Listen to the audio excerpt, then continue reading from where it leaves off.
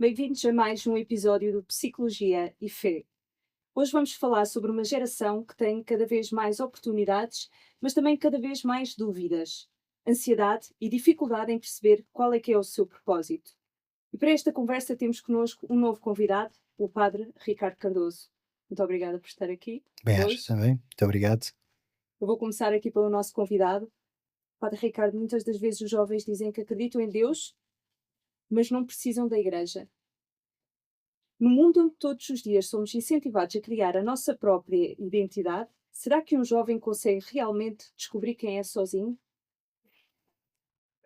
Essa afirmação dos jovens também é a afirmação dos adultos. Portanto, trespassa já há bastante tempo, não é? Não é que seja recente. A verdade é que essa é uma forma até bastante fácil, rápida e não comprometida de dar uma resposta que no fundo, quer dizer qualquer coisa, mas não quer dizer tudo. E também é verdade que nos tempos que nós vivemos, o o o sentido de pertença é algo que também está em transformação. Pelo menos na minha perspectiva, até há bem pouco tempo havia muito mais esse sentido de pertença.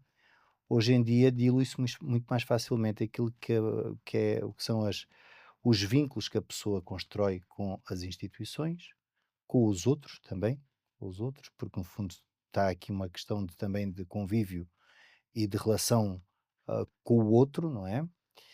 E depois também há aqui a própria dificuldade da instituição de ir ao encontro, e não é apenas da igreja, é de um conjunto de instituições que fazem parte da sociedade que não estão a conseguir ir diretamente àquilo que são as camadas mais jovens. Mas também há aí um assunto que é pertinente, que é o problema da identidade. E o problema da identidade poderíamos vê-lo em muitos aspectos, porque a identidade, não se pauta só a nível do eu, da pessoa, da questão subjetiva, mas a identidade passa em muitas outras questões, no âmbito social, no âmbito cultural, no âmbito até histórico, porque a identidade também se constrói em função de uma história, e de uma história pessoal, e de uma história familiar, e de uma história social, enfim. A questão é neste cômputo geral em que nós estamos a tentar entrar, falar de identidade, é se calhar só o motivo para um encontro nosso, porque a identidade dos que os jovens estão neste momento a formar, é heterogénea, sem dúvida, mas eu penso que também, no passado também existia identidades heterogéneas. Facilmente para nós, afunilamos tudo em clichês e em modelos, fáceis de explicar e fáceis de estudar.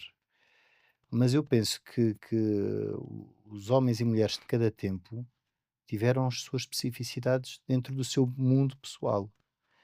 E embora pudessem ter vínculos, esses vínculos não eram uniformes, esses vínculos não eram standard para uma sociedade.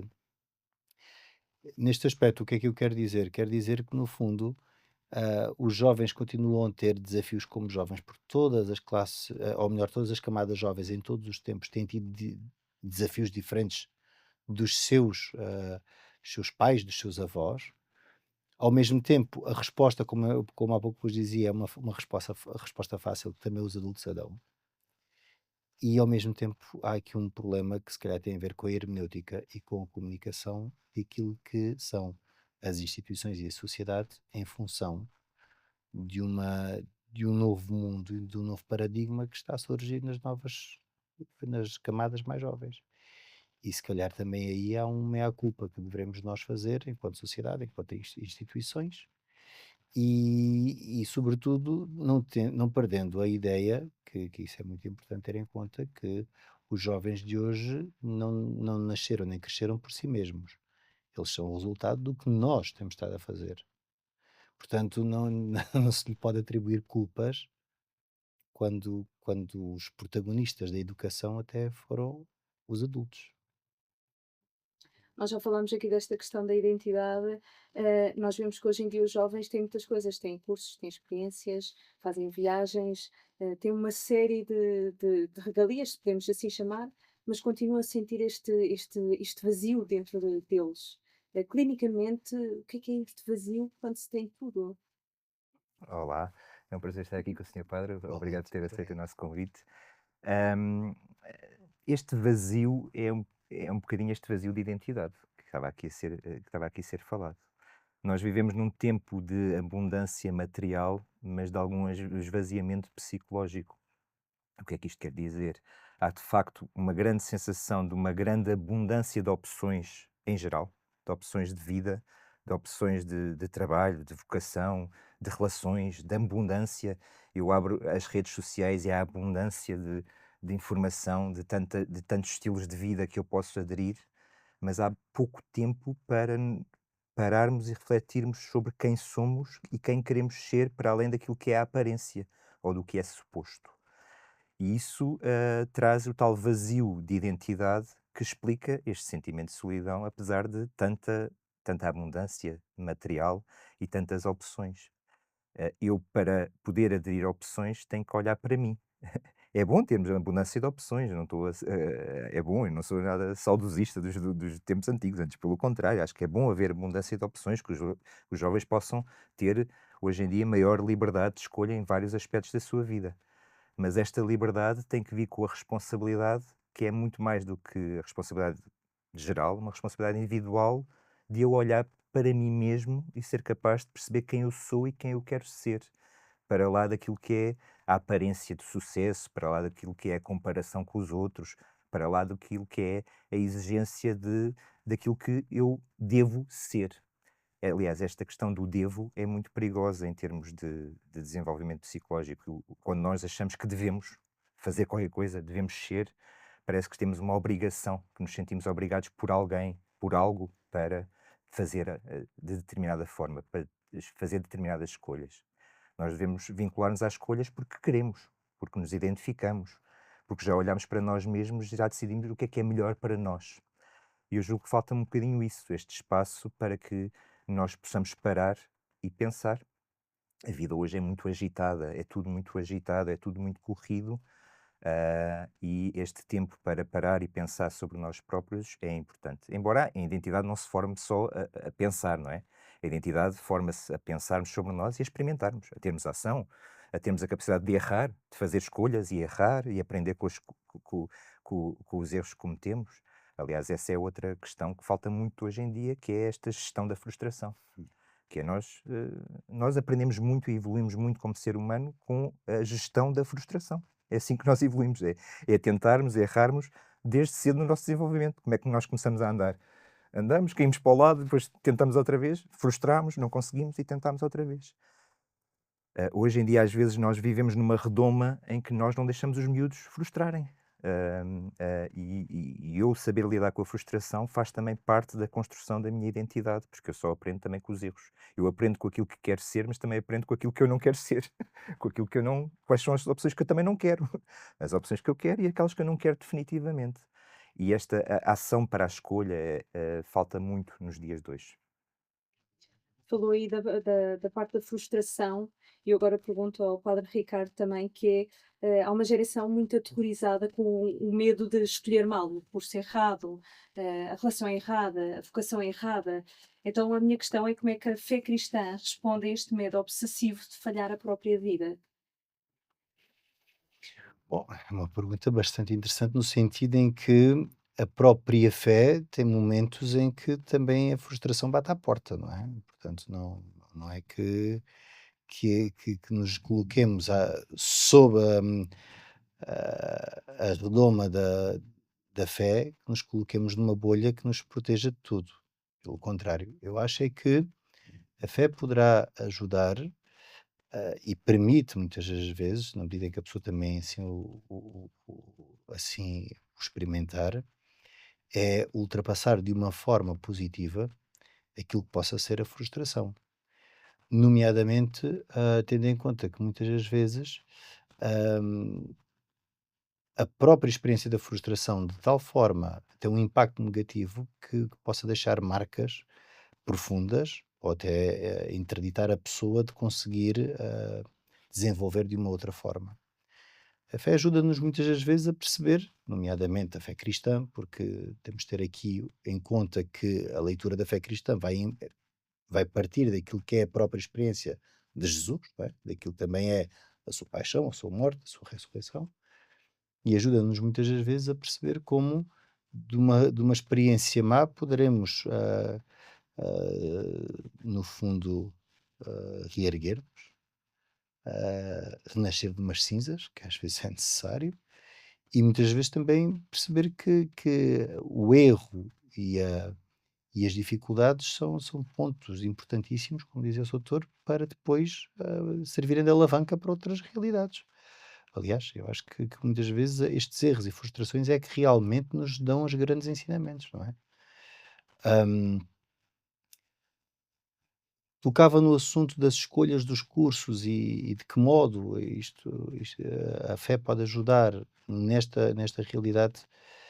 Bom, isso é um assunto que é bastante complexo porque, a meu ver, mas isso é uma questão pessoal, não é fácil para um jovem de 17 anos tomar decisões e 18 anos tomar as decisões da sua vida, porque para mais a maturidade cada vez vem mais tarde e com 16, porque no fundo ali no 11º já começam a ter de fazer a segmentação daquilo que são as suas opções.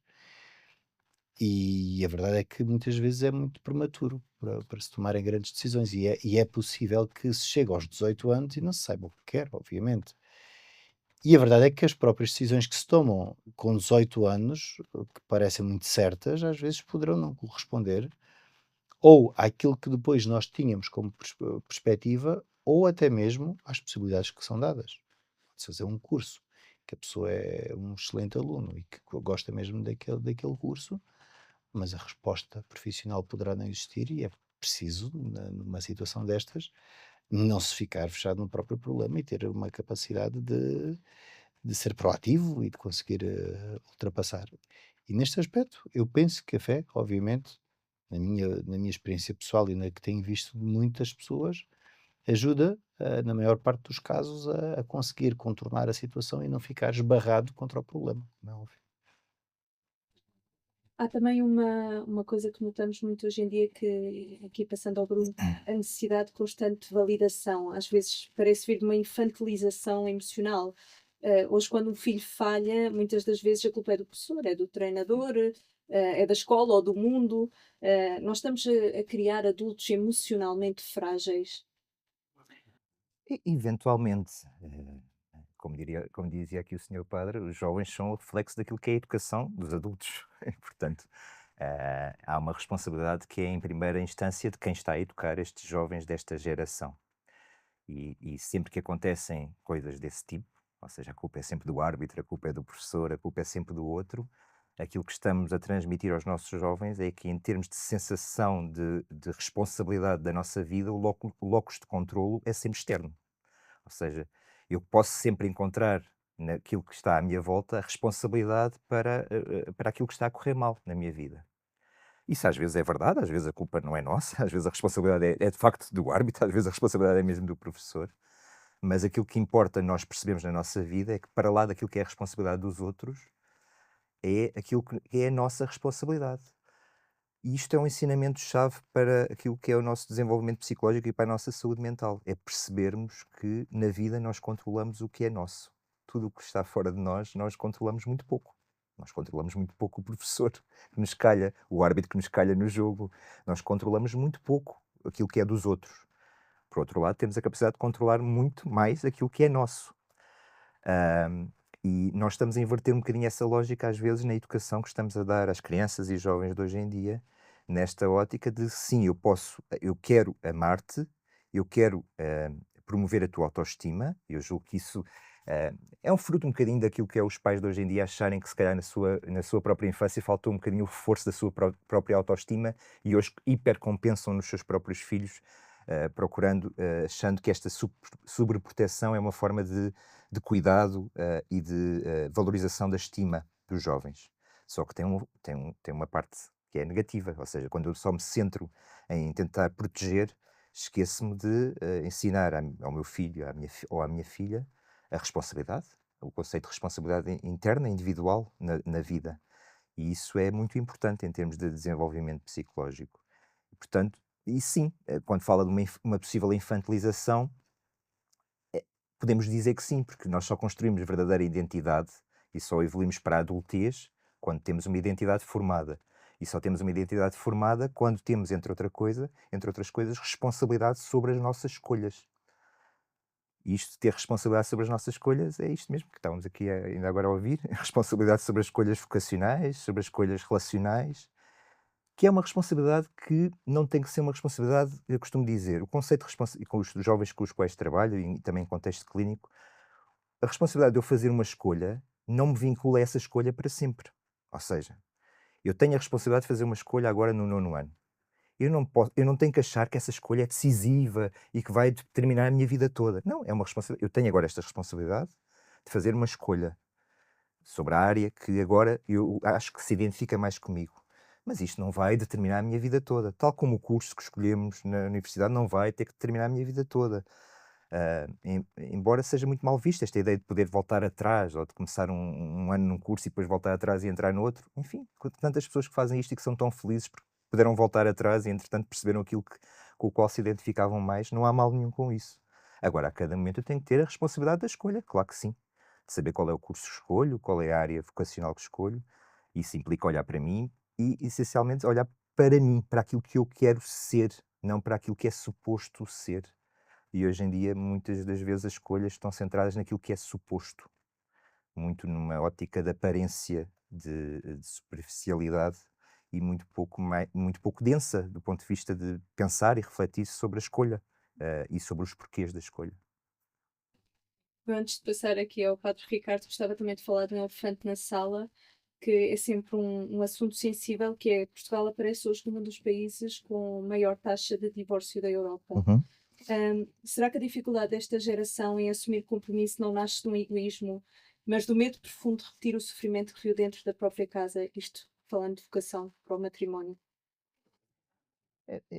Eu julgo que, enfim, quando comparamos aquilo que é a taxa de divórcio em Portugal com outros países, também devemos ter o cuidado de avaliar aquilo que tem sido também o contexto histórico de Portugal versus o contexto histórico de outros países. Ou seja, se calhar noutros países houve um sentido de liberdade maior para o conceito de divórcio mais cedo do que em Portugal e, portanto, houve uma explosão de divórcios mais tardia comparado com outros países. Isso aconteceu em todos os países, se calhar em etapas diferentes no contexto histórico. Mas aquilo que importa mais quando falamos daquilo que é o divórcio, ou as altas taxas de divórcio, é percebermos aquilo que é a expectativa de hoje em dia do que é um casamento ou de uma união. E hoje em dia a expectativa é diferente de há uns anos atrás, e eu julgo que essa diferença é positiva. Já vou à parte que, que julgo que temos que melhorar enquanto sociedade. Ou seja, nós hoje olhamos para uma união e olhamos para uma união entre duas pessoas que querem encontrar do outro lado um amante, um amigo, alguém que admiram, um bom pai, e portanto não é apenas um destes papéis. Querem encontrar nessa pessoa todos estes papéis juntos. Portanto, o casamento moderno é, hoje em dia, muito centrado nestes diferentes papéis, não só no papel de amante ou só no papel de companheiro, em múltiplos papéis. E, portanto, torna as relações mais desafiantes desse ponto de vista, naturalmente. Mas também temos que perceber aquilo que são as expectativas hoje em dia em torno daquilo que são as relações e do que é uma relação. Isto vai muito àquilo que é, por exemplo, as redes sociais ou a superficialidade dos dias de hoje. Nós olhamos, abrimos as redes sociais e vemos as relações todas saudáveis. Vemos os casais a jantar juntos, a rir-se, a beijar-se, não vemos os momentos de tensão. E, portanto, os jovens vão crescendo com esta ideia que as relações são todas alegria, são sempre felicidade, são sempre jantares bonitos, são sempre pedidos de casamento, coisas boas. E as relações não são isto. Nenhuma relação é isto. Nenhuma relação humana forte, a relação amorosa, a relação pai-filho, a relação pai-mãe, a relação filho-mãe, aliás, não é isto. Uma relação duradoura é uma relação que tem pontos altos, tem pontos baixos, tem períodos de desgaste, tem períodos de stress, tem períodos de confronto. Hoje em dia nós esquecemos que esses períodos de stress, de desgaste, de confronto são o natural numa relação de amor. E, portanto, há uma tendência grande para desistir à primeira, na expectativa de encontrar então uma relação que vá corresponder àquele padrão de felicidade, que é eterna, de todos os dias. E que é sempre uma expectativa que depois nunca chega, não é? É uma expectativa irrealista que existe muito hoje em dia em torno das relações. Agora, claro que sim, os divórcios fazem parte, ou podem fazer parte, quando duas pessoas chegam à conclusão que a relação, hum, além de não acrescentar, retira-me para a vida, não é retira-me só no momento. E às vezes estamos tão centrados no momento que nos esquecemos de avaliar a relação como um todo, do que é que ela me acrescenta como um todo, do que é que eu, não tendo esta relação, perco, do que é que esta relação representa para mim, o que é que a outra pessoa está a pensar, centrar-me também um pouco no outro e não tanto em mim, porque às vezes quando estamos a pensar no rompimento de uma relação estamos mais centrados em nós e a só ver os pontos negativos e esquecemos dos pontos positivos. E portanto esta tendência para não sermos demasiado precipitados é muito importante. E às vezes há uma certa precipitação no rompimento de relações, que decorre disto, decorre um pouco. Eu julgo que decorre da expectativa que existe em torno daquilo que deve ser uma relação, que é muitas vezes uma expectativa muito irrealista. Padre Ricardo, durante muito tempo a Igreja falou muito sobre regras relativamente às relações. Talvez a pergunta que eu faço hoje seja outra, que é como é que vamos ensinar estes jovens a beleza da permanência, da entrega e da construção de uma vida a dois, mas de forma realista, como dizia aqui o Bruno. É verdade que a igreja foi perita num conjunto de regras, mas atenção, se nós formos a ver as coisas no âmbito histórico, fazia parte da própria sociedade, não se circunscrevia apenas à Igreja Católica, mas era transversal. É transversal, e nós, quando vamos ver as próprias sociedades protestantes ali a seguir ao século XVI, ou até mesmo o que é o mundo oriental, do cristianismo oriental, não deixam de haver todos esses conjuntos de regras. Cada tempo tem de ser visto, estudado, analisado e compreendido à luz do seu tempo. Ajuizar de hoje para trás é sempre um pouco perigoso. Felizmente as coisas mudaram. Mudaram porque as regras também tinham um pouco daquilo que o Dr. Bruno dizia, que é a superficialidade, embora não pareça. E tinha outra questão que o Dr. Bruno disse, que é a questão do dever. Ou seja, era uma sociedade eram sociedades, melhor dizendo, que tentavam corresponder sobretudo ao dever, ou seja, a mulher tinha o dever de corresponder a certos critérios e não se podia afastar daquilo, o homem igualmente, hum, o padre igualmente, o médico igualmente, ou seja, e quanto mais para trás vamos indo, tanto mais vamos percebendo que existem quase códigos de conduta, quase regras para tudo. A nossa sociedade também, graças a toda uma transformação que vem acontecendo, sobretudo desde o século XIX, mas sobretudo no século XX, tem a possibilidade de uma coisa que eu vejo muito positiva, que embora não vivamos na anarquia, porque existem as mesmas regras, as regras hoje em dia já não afogam a pessoa num conjunto de imposições que possam anular a própria pessoa. E embora pensemos que já ultrapassamos muito, ainda temos uma sociedade que tem ainda bastantes regras.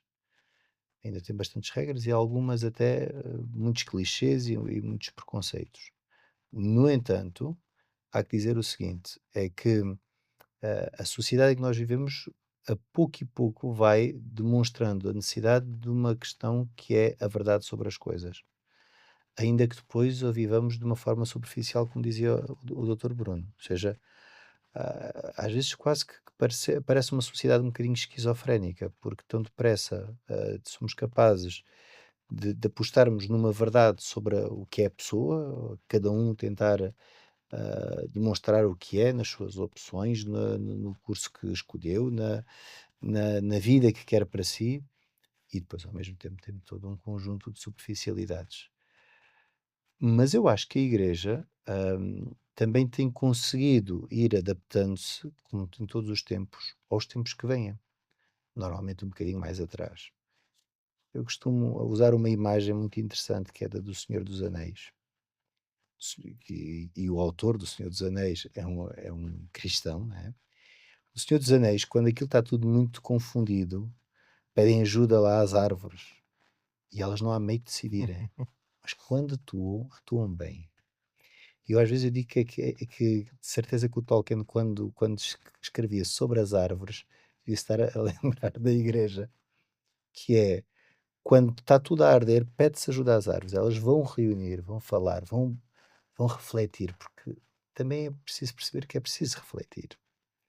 E quando agem, às vezes parece que já está tudo perdido, mas elas agem e no momento da ação conseguem depois fazer a sua missão.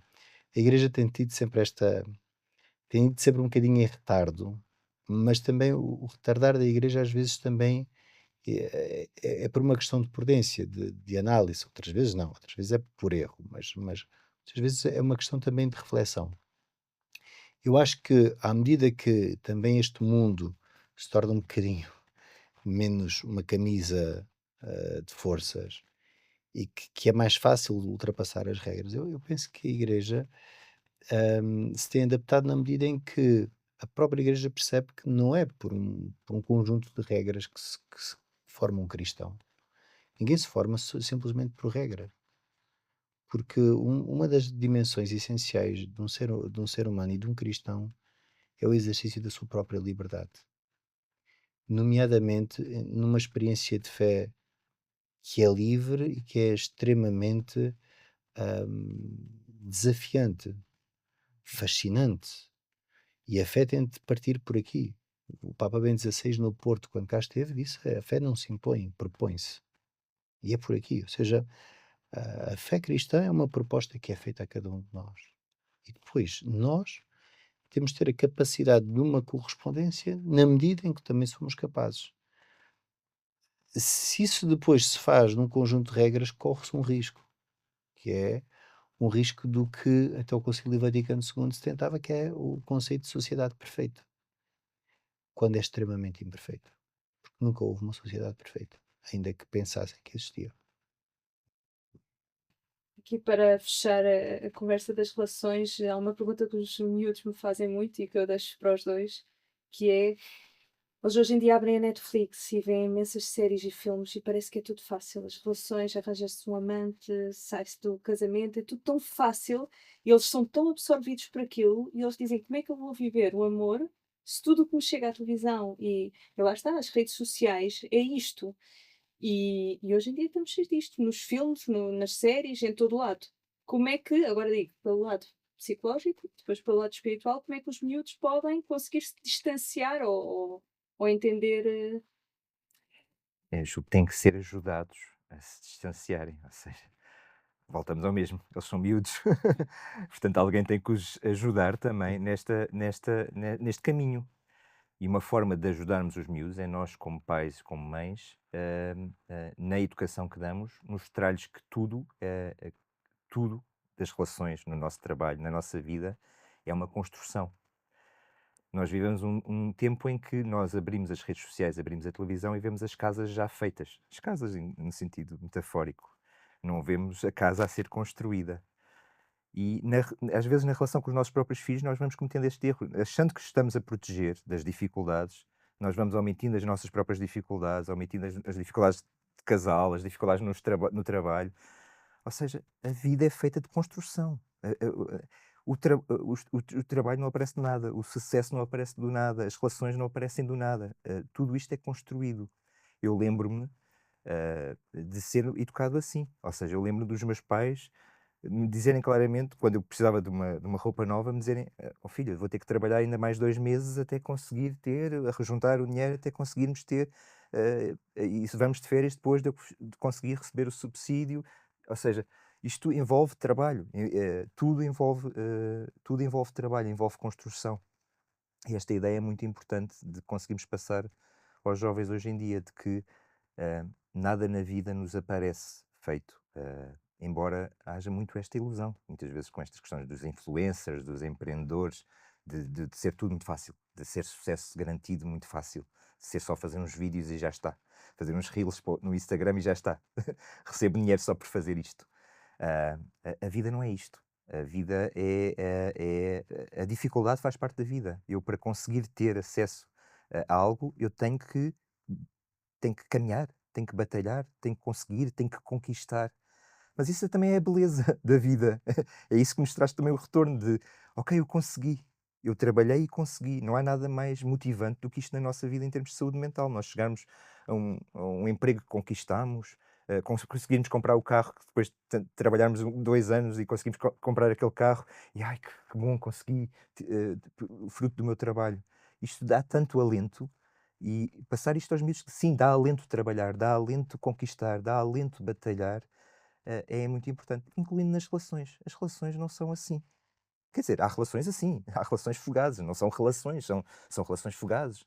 Mas o construir uma relação, o ter uma relação com um companheiro, com uma companheira, uma relação que normalmente nós pensamos sempre que é para a vida, embora depois possa não ser, nós pensamos que é para a vida, dá trabalho ter uma relação.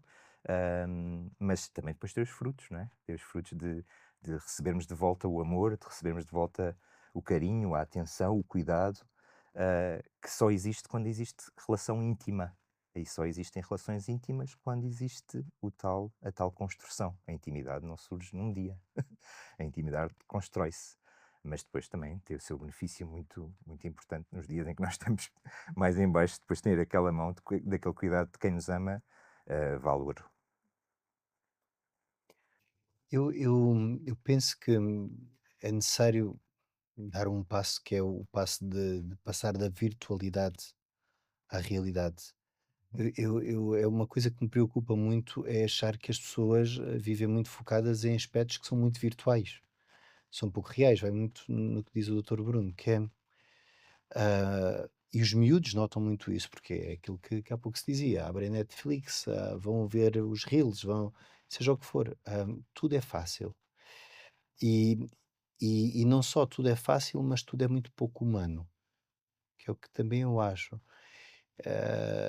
Eu não sei até que ponto o grande objetivo paradigmático que nós devemos de apostar tem de ser a humanização daquilo que é a experiência dos mais novos.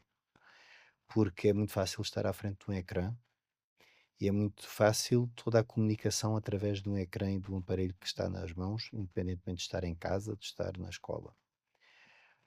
O contacto físico, a implicação do tu a tu, o estar, o suportar a pessoa naquilo que não é apenas quando a pessoa é agradável, mas quando a pessoa não é agradável, Claro. porque eles hoje em dia estão habituados que se a pessoa não lhe é agradável, bloqueiam-na no Facebook, o Facebook já nem utilizam, mas tiram-nos como seguidores, não sei o quê, e, e, e no fundo é muito fácil cancelar o outro, é muito fácil não bloquear os outros, é muito fácil distanciar dos outros porque a inexistência de proximidade já existe, porque no fundo é um ecrã que os separa, e não sei em que medida é que o grande desafio passa por aqui, pela humanização. Não é pela humanização de direitos humanos, nem nada disso, é questões muito concretas, ou seja, de implicar os mais novos, os jovens, naquilo que é o estarem uns com os outros. Eu vejo no meu trabalho pastoral, onde eu estou, nas paróquias de Estremoz, no outro dia observei aquilo que nós observamos em qualquer sítio, que eles estão todos juntos e nenhum está a falar.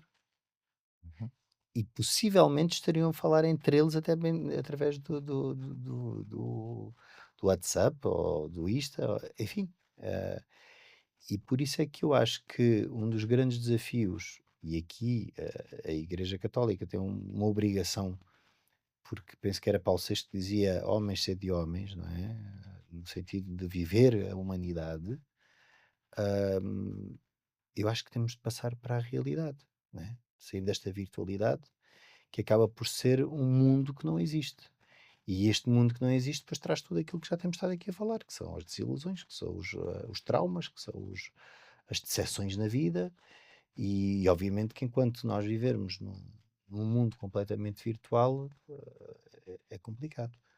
Por fim, Eu acho que é importante também ajudar a perceber a beleza do desafio do outro, não é? Nem tudo é sereno, nem tudo é agradável, mas a reciprocidade da relação humana, quando ela verdadeiramente é intensa, no sentido positivo, como é óbvio, e é, e é íntima, como se Uhum. dizia, não é? Quando realmente as pessoas se querem umas às outras, e não estamos a falar apenas no âmbito conjugal, estamos a falar também no âmbito das amizades, do âmbito da família, isso transforma uma pessoa. E, e tudo o que possam ser os obstáculos da vida, quando realmente existem teias, redes de amizade, genuína, de vida com os outros, até esses problemas realmente acabam por ser ultrapassáveis à luz daquilo que já se construiu, não é? Agora, deixando aqui um bocado as relações, que acho que já falamos bastante de relações, vamos passar aqui para a tradição. Muitas das vezes, as pessoas cresceram numa fé muito ligada à tradição. Ia-se à missa, porque os avós iam, fazia-se determinadas orações, porque também o avô ou o pai fazia. Pronto, há muito aquela coisa da tradição. E será que isto criou uma linguagem, religiosa sem raízes espirituais profundas para esta geração jovem? Isto depende. E porquê que eu digo que depende? É verdade, por um lado, por outro lado, há um outro fenómeno que está a acontecer. É verdade porque é verdade que ah, quando nós falamos de todas estas tradições, assentamos naquele mundo que nós há pouco falávamos das regras, em que havia um conjunto de códigos de conduta em que a pessoa se encaixava e, obviamente, que correspondia àquilo que no fundo lhe era pedido.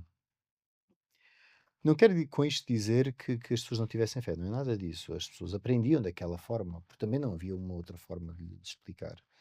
E aquele foi o caminho que as pessoas tiveram e tudo muito bem. A verdade é que, como há pouco já temos falado, tudo foi mudando, não é? E para já a transmissão da fé foi tendo outras formas. Ahm, por outro lado, estas tradições, embora o ser humano seja o ser humano é próprio de ritos, de rituais, desde da sua ancestralidade, mas quando eles perdem o sentido, sobretudo numa sociedade já mais crítica como a nossa, faz-se a pergunta o porquê. O que é que eu tenho de o fazer? Por outro lado, os serões, por exemplo, das pessoas que nós quando ouvimos as pessoas mais velhas a falar, dizem que à noite rezava, tudo isso, foram substituídos, porque os serões da sociedade hoje em dia são diferentes, não é? Antes as pessoas estavam em redor de uma lareira e rezavam o terço. Hoje em dia a sua casa está profundamente invadida, porque ao ponto que se calhar cada um está em seu mundo, não é? Um está na Netflix, o outro está nas redes sociais e por aí fora. Daí que todos estes rituais acabaram por ser substituídos em muitas questões. No entanto, a verdade é que eu vou-me apercebendo que as pessoas não deixam de fazer perguntas, não deixam de buscar, não da mesma forma, de formas diferentes, mas ah, não em grande quantidade, mas quem realmente anda em busca de alguma coisa, anda em busca do sentido para a vida, anda em busca de Deus, acaba por, se calhar, não da mesma forma, com os mesmos comportamentos, mas com comportamentos diferentes e abordagens diferentes, fazem buscas diferentes.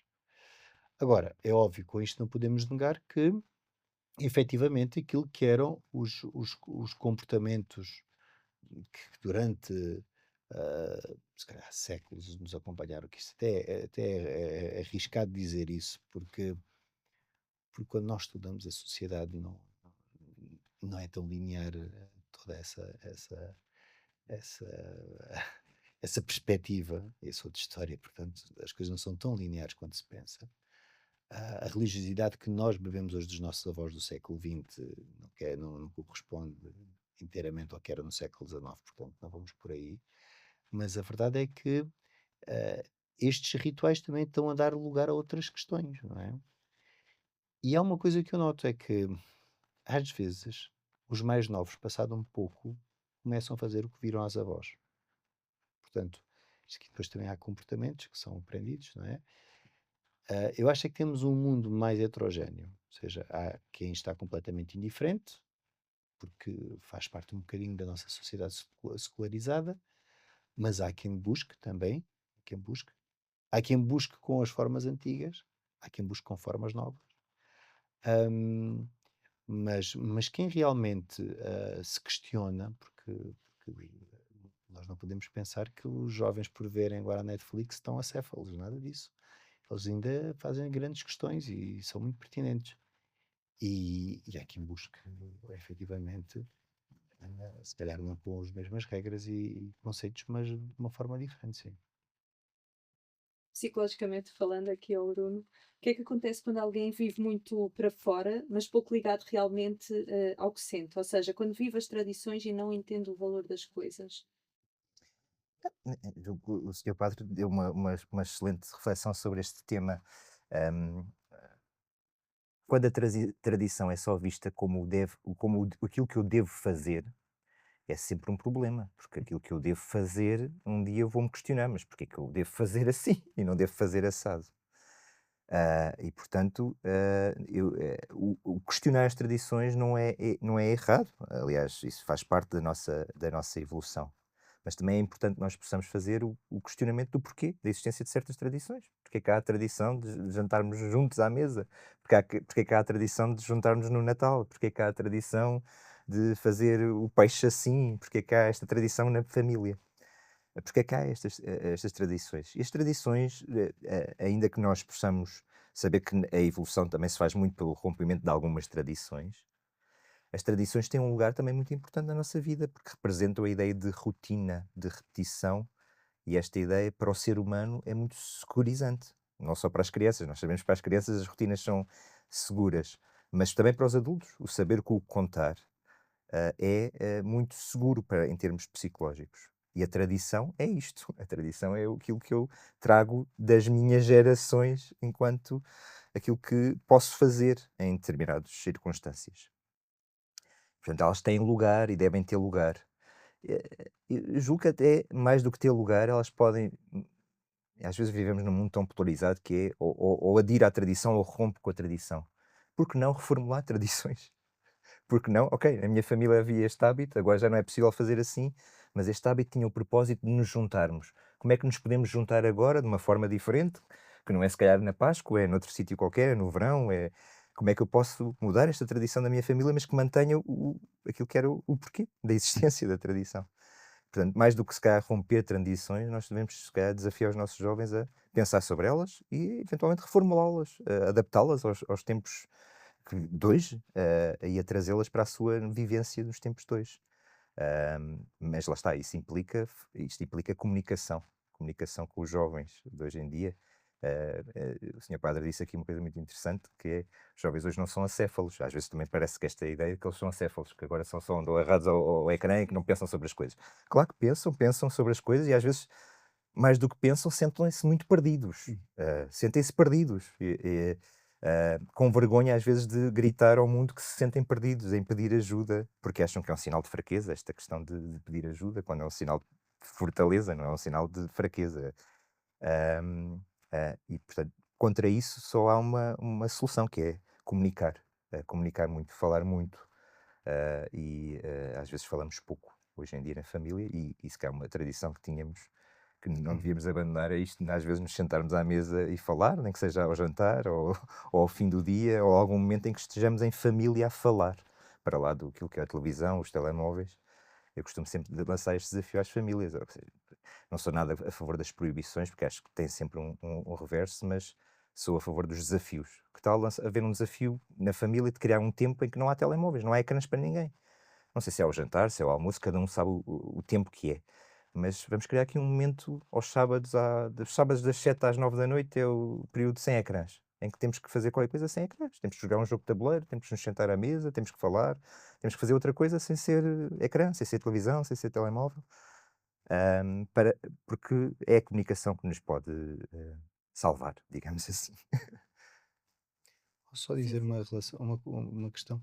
Ahm, as tradições também nos ajudam a ir em ordem uma coisa que falámos no início, que é a identidade. Uhum. Ou seja, as tradições, e eu noto muito, ah, a minha geração, eu vou-me apercebendo que neste momento alguns querem recuperar tradições dos avós que já partiram. Ou seja, é verdade que aqui é uma questão nostálgica, mas também é o sentir que isto faz parte de mim. Isto construiu-me até agora e isto ajuda-me a ir mais para a frente. E, e no âmbito da fé, nós não conseguimos compreender a fé sem o âmbito do rito, não é? E do âmbito celebrativo.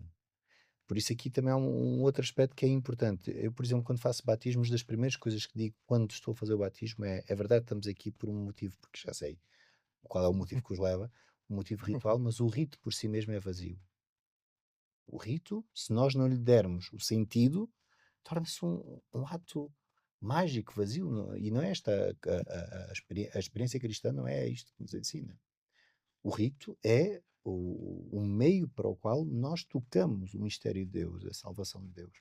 Portanto, o importante é nós percebermos o conteúdo do que estamos a celebrar e a viver naquele preciso momento.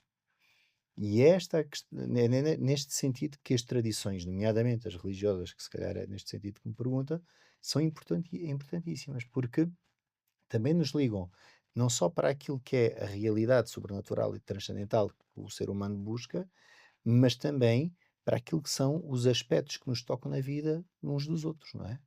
Os momentos celebrativos, porque tanto depressa estamos a celebrar a vida como a morte, porque está num batismo e em seguir num funeral, e não deixam de ser todos eles importantes. Ah, e eu acho que tudo isto também nos ajuda muito a estruturar, a ser aquilo que nós somos. E tem aspectos muito importantes. No final, nós temos sempre um TPC para casa que damos aos jovens que nos seguem, que nos ouvem, e até tenho duas questões feitas para eles mesmos, e portanto eu vou fazer cada uma diferente. Se calhar aqui ao Bruno, uma pergunta que me fizeram concretamente que foi: há um jovem que diz que está a terminar o curso, mas ao fim deste curso acha que este curso já não faz sentido e quer tirar outro, mas sente que está a perder muito tempo de vida porque estudou este curso todo, está a ver os amigos já todos a trabalharem e a seguirem com as suas vidas, e ele está a voltar para trás para pensar fazer um curso novo. Ele diz: sinto-me perdido, não sei o que é de fazer.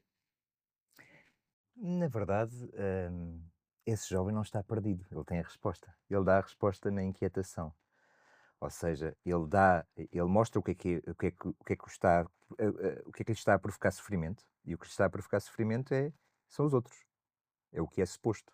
É os meus amigos que já estão ali, eu ter perdido tempo, com esta ideia de perder tempo, que nós nunca sabemos muito bem o que é isto, porque deve ter ganho muita coisa ao longo destes 5 anos, não deve ter perdido tudo.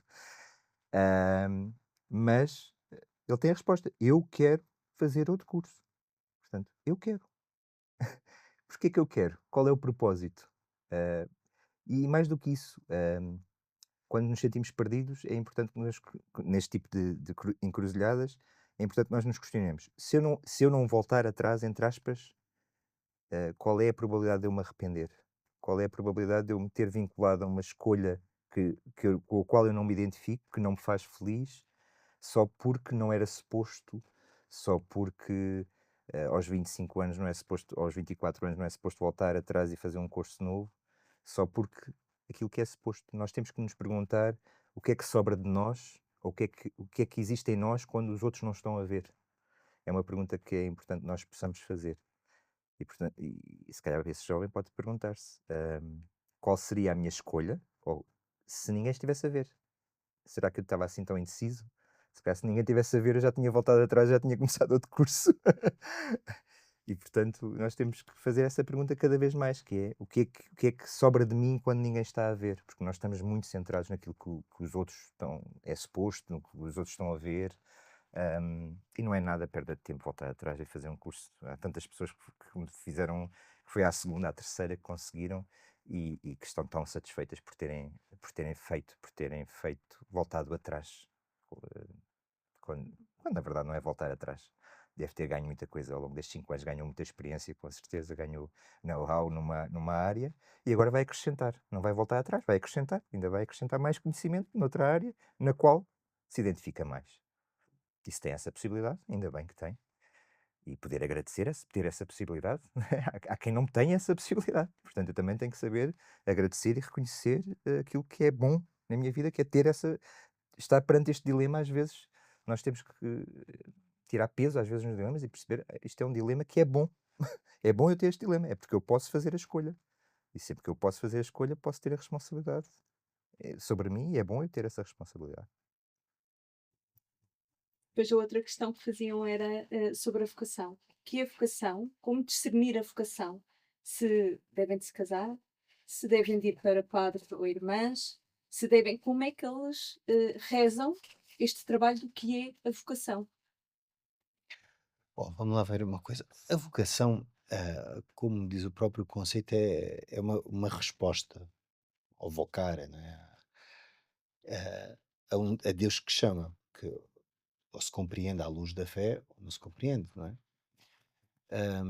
Mas também é preciso ter muito cuidado, porque muitas das vezes as pessoas precipitam-se naquilo que, ou que seja o dever, ou aquilo que eles de repente lhes passou pela cabeça, e às vezes há assim ah, uma, uma facilidade para a paixão por um caminho e a paixão não chega, não é? Porque o fogo depois vai se esbatendo. E o importante aqui é, a meu ver, é perceber, primeiro, o itinerário que a pessoa tem feito ao longo da sua vida. A sua história de vida. A sua história de vida ajuda muito a perceber muitos aspectos. Ajuda a perceber qual é que tem sido o filão com que tem ido correndo a sua própria vida e, e como é que chegou até esta inquietação. E obviamente quando se coloca a inquietação significa já aí há matéria há aí assunto para se começar a aprofundar. Como sou muito racionalista, direi que é sempre importante ver os prós e os contras. Pensar, muito bem, eu quero assumir este casamento, ou eu quero ir para sacerdote, ou eu quero ir para irmã, com tudo o que isto implica. Isto implica estas questões fáceis, que são prós, há estas questões que, para mim, poderão ser contra. E é necessário perceber se estamos capazes disso. Aliás, o Evangelho diz isso. Jesus diz lá que nenhum rei vai para a guerra sem saber se tem a capacidade, né? Ah, e nós temos de saber se temos a capacidade para isso. E obviamente que tem de se rasar o assunto. Ou seja, o assunto não se pode simplesmente ir de uma perspectiva extremamente humana e voluntarista. Porque ninguém vai ganhar se for por voluntarismo que se vai casar com aquela donzela, ou que se vai para padre, ou que se vai para irmã. Porque tudo isso depois vai passar. Tudo isso vai passar. Os aplausos do mundo, o reconhecimento, e depois entra-se no tempo comum. E o tempo comum é que ele é difícil e é preciso nós percebermos quando aquele momento do fogo, do momento do casamento, da ordenação ou dos votos passar e a vida entrar aquela monotonia, de que forma é que eu me vejo? E à medida que vamos construindo, já depois da ordenação, do casamento, dos votos, a nossa vida, é importante ir percebendo como é que também vamos amadurecendo a vocação que nos foi dada. Porque, como dizia o doutor Bruno e bem, quer dizer, não quer dizer que a pessoa chegando que no dia do casamento, que vai ter de aguentar mesmo que leve sovas todos os dias, não é? Quer dizer, há questões que não são aceitáveis, não é? Portanto, a pessoa tem de ter a capacidade de ah, ir rejuvenescendo o amor que correspondeu a uma vocação, porque senão está sempre. E, e depois ter algumas referências.